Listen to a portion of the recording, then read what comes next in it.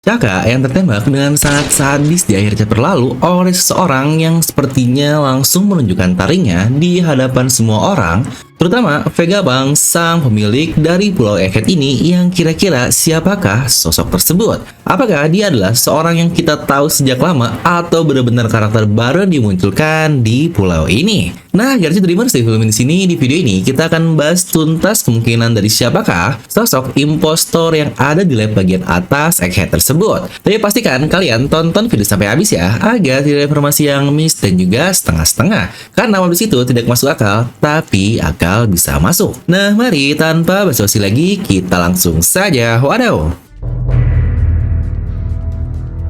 Oke, pertama kita akan bahas beberapa suspek yang cukup banyak dibahas nih di kolom-kolom komentar di mana-mana. Dimulai dari karena Shaka yang tertembak menggunakan pistol, langsung banyak yang merasa jika orang tersebut adalah Van Augur atau Ben Beckman. Di mana itu hanya dihubungkan dengan tembakan yang mirip dengan senapan, padahal jika diperhatikan lagi itu adalah kepala dari pistol normal yang banyak kita temui lah di serial One Piece ini. Nah, di mana saya memang tidak bilang jika tidak mungkin itu adalah Van Augur atau Ben Beckman, namun saya merasa jika itu adalah opsi yang paling kecil untuk kemungkinannya. Karena kita tahu kedua orang itu saja saat ini sedang berada di lokasi lain. Di mana untuk Ben Beckman sangat jelas sekali dia sedang berada di dekat Elbaf bersama Shanks dan bajak laut lainnya. Untuk Van Augur sendiri, dia ada di Winter Island yang lagi-lagi sedang melawan Trafalgar Law. Ya memang sih dia punya kemampuan untuk teleport, tapi saya yakin ada batasan dalam teleportnya. Ya seminimal-minimalnya dia harus bisa melihat tempat tersebut, dan saya pun sangat sangsi Van Augur pernah ke Egghead apalagi ke fase lab itu. Nah, bukankah nggak mungkin juga sih bajak laut seperti Lau bakal ngebiarin musuhnya bergerak dengan sangat bebas, apalagi pindah ke pulau lain dengan tujuan yang dimiliki sendiri yang sejujurnya ini sangat luar biasa sekali. Di mana mungkin suspek lain yang sudah dan sering dibahas adalah jika Vega Pang dan keenam satelit ini sendirilah orang atau impostor dari perlakuan ini. Di sini mari kita coba recap ya kemungkinan jika salah satu dari Vega Pang adalah impostornya.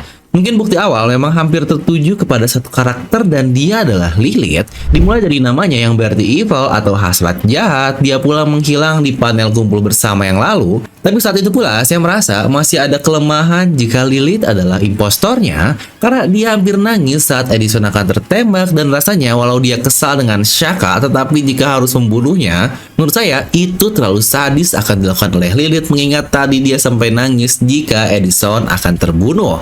Serta Lilith sendiri menurut saya terlalu ceroboh untuk bisa menjadi mastermind yang luar biasa dari insiden Egghead ini. Yang mana sekarang dia pun sudah ikut berubah menjadi batu yang seharusnya itu sudah menghilangkan jika Lilith adalah salah satu suspek yang ada.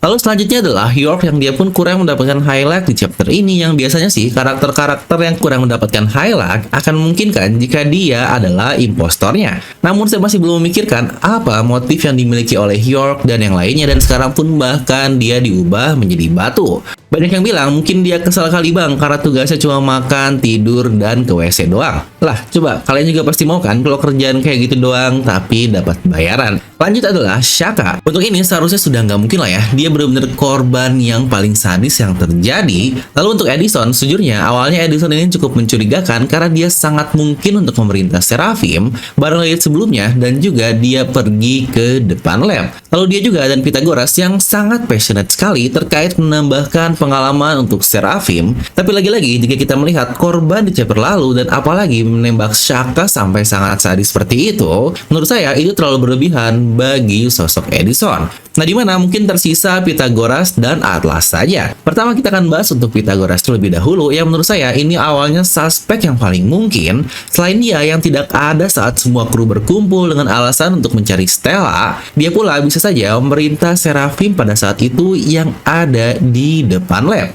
Plus dia tidak terlihat jadi batu bersama dengan Usopp dan Lilith, yang memungkinkannya jika dia sekarang masih bisa bergerak bebas. Dan yang terakhir adalah Atlas. Yang sejujurnya ini juga sangat minim sekali sih untuk kemungkinannya dia terluka di bawah oleh Rob Lucci lalu dibetulkan dan sudah ikut bergabung bersama dengan yang lainnya, yang memang tidak ada motif khusus jika Atlas adalah impostornya. Tapi dari tampilannya seperti manusia plus Atlas yang berarti violence atau kekejaman, cukup masuk akal jika dia dihubungkan dengan insiden yang terjadi di chapter lalu saat menembak Shaka dengan sangat-sangat violent atau sangat kejam sekali. Atau dia satu-satunya Vegapunk yang tidak tahu keberadaannya selain terakhir berjalan bersama dengan Robin dan Chopper. Ya tapi untuk saya sendiri masih sangat sangsi sih jika satelit adalah orang tersebut. Untuk Vegapunk atau Stella memang cukup kecil dia adalah korban karena di sini dia sampai terluka plus ngeliat Shaka mati di depan matanya. Yang jelas bukan dia penembak atau impostornya. Yang jika dilihat dari muka Vegapunk pun terlihat sangat-sangat kaget sekali. Tapi yang menarik adalah kagetnya Vegapunk ini tipe-tipe yang tidak menyangka nih. Apakah Vegapunk kenal dengan sosok menembaknya makanya dia kaget sampai seperti itu. Gimana jika kalian perhatikan, tadi untuk opsi Vegapunk dan para satelitnya sangat-sangat menarik, tapi mungkin masih banyak memiliki kelemahan-kelemahannya. Di sini ada beberapa teori menarik yang akan mengungkap siapakah sosok di balik penembak tersebut atau suspek tersebut. Tapi lagi-lagi karena ini teori, jadi terima sajalah, jangan terlalu salty dan dibawa serius. Dimana teori yang cukup populer baru-baru ini adalah jika pengkhianat tersebut adalah Shaka. Loh bang, Shaka kan ditembak mati, gimana dia jadi pengkhianat? Nah, jawabannya adalah kembaran dari Shaka. Jika dia mengambil referensi dari Daft Punk yang berjumlah 2 orang, bisa saja ternyata ada 2 Shaka. Maka dengan itu, Vegapunk sebenarnya memiliki 7 klon yang ada, yang sejujurnya sangat pas dengan The Seven Deadly Sins yang kita semua tahu. Bukankah dari ke-6 satelit saja sudah merepresentasikan sifat dari manusia mulai dari Punk Logic, Evil, Flare, Wisdom, Rage, sampai Punk Desire? Dimana apakah yang ke-7 kemungkinan adalah Punk yang kita semua familiar dan mungkinkah itu adalah Punk Hazard? Benar, dimana Hazard sendiri memiliki banyak arti dimana salah satunya bahaya, resiko, dan dia pula memiliki arti sifat seorang yang berani beresiko. Bukankah cukup pas dengan perlakuan yang sangat berani di chapter lalu? Hal ini juga akan menjawab alasan kenapa Seraphim bisa diperintah, karena hanya ada 2 kemungkinan saja yang bisa merintah Seraphim jika bukan tingkatan tertinggi dari Gorosei, ya tentu saja mereka dengan hierarki yang sama dan itu adalah Vegapunk, dan jika iya ada dengan ke-7 satelit yang ada. Maka dengan seperti itu, orang ke-7 ini atau satelit ke-7 ini masuk menjadi hierarki Vegapunk, makanya akhirnya perintah lainnya tidak bisa mengoverride perintah utamanya. Nah, di mana teori pertama tadi sebenarnya bisa sih disambungkan dengan teori kedua, di mana untuk teori kedua sendiri, jika suspeknya adalah Punk Record ini sendiri atau otak dari lab tersebut yang akan membuatnya seperti Umbrella dari Resident Evil, di mana EA yang akhirnya lebih pintar dan akhirnya dapat bergerak sendiri. Nah, nyambung dengan teori satu tadi, jika Punk Records atau si otak atau mastermind ini punya rencana, dan akhirnya dia pun menciptakan satelit Vegapunk yang baru tanpa sepengetahuan dari Stellanya, dan akhirnya terjadilah insiden yang sangat mematikan tersebut. Atau sebenarnya satelit ke-7 ini bisa saja sih satelit yang pernah dibuat oleh Stella tapi mungkin gagal dan dibuang karena mungkin perlakuan yang sangat kejam atau apapun itu, hingga akhirnya hanya 6 satelit lah yang diaktifkan oleh Vegapunk atau Stella, yang kemungkinan dia dihidupkan kembali dan akhirnya membalas dendam ke semua Vegapunk yang ada. Karena masalah kesalahan sistem dari Punk Record ini mungkin saja terjadi mengingat kata-kata Pythagoras beberapa chapter lalu, yang dia sendiri pun bingung tidak bisa merintah Seraphim. Apakah jangan-jangan ini kesalahan dari sistem? Dimana mungkin sebenarnya ada teori lain jika Seraphim yang ada sebenarnya lebih dari 4. Mengingat 4 adalah Seraphim Jinbe yang terakhir yang kita lihat, dan jangan-jangan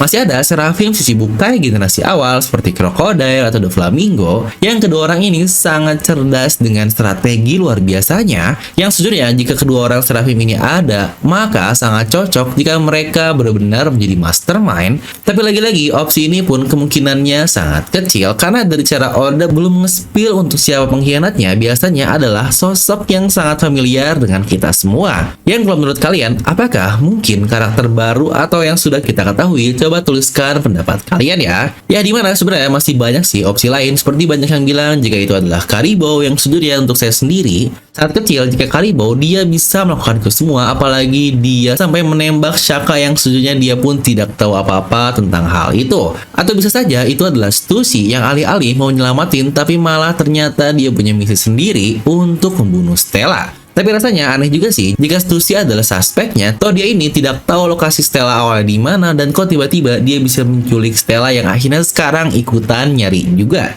Atau ada opsi terakhir yang sejujurnya sangat mungkin adalah apakah jangan-jangan suspek atau imposternya lebih dari satu orang dan mereka pun bekerja sama. Karena jujur momen terakhir ketika dia menembak Shaka itu yang sadis parah sih, langsung ke kepala dan langsung darah berlumuran kemana-mana yang sejujurnya Oda jarang banget tunjukin hal seperti itu secara langsung. Nah jadi itu untuk video kali ini, kan bisa saya tuliskan pendapat kalian di kolom komentar di bawah. Nah buat kalian yang ingin investasi saham tapi bosan dengan saham di Indonesia, tapi kalian lebih ingin untuk investasi saham luar negeri seperti Tesla, Apple, Google, Microsoft, dan perusahaan-perusahaan supermasif lainnya, dimana sudah bisa investasi saham hanya dengan $1 saja, yang berarti hanya dengan uang Rp15.000 saja, kalian sudah bisa mempunyai saham Apple yang secara tidak langsung kalian juga pemilik perusahaan Apple yang bisa kalian bangga-banggain nih ke teman-teman kalian. Nih gue pemilik saham dari Apple loh, dengan beberapa persen yang kalian punya hanya dengan 15.000 saja.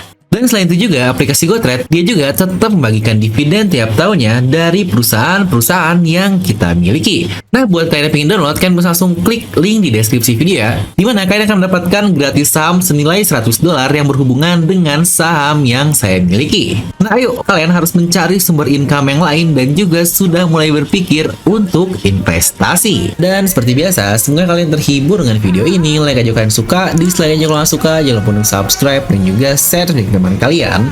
Gue Dev pamit, and I'll see you guys next time.